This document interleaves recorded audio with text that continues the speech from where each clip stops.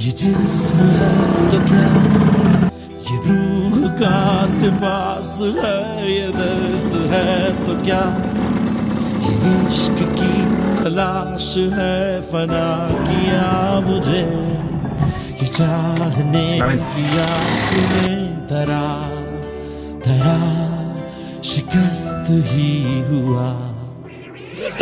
है क्या तेरी दिलो जहां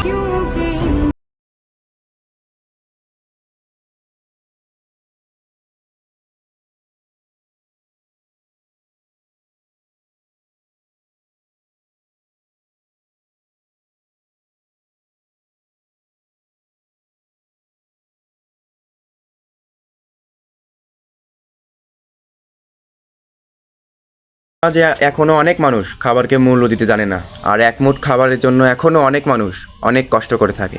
তো সবাই খাবারকে মূল্য দিতে শেখেন এবং শিখি। আর ভিডিওটি একটু ভালো লাগলে লাইক কমেন্ট শেয়ার করে দেবেন।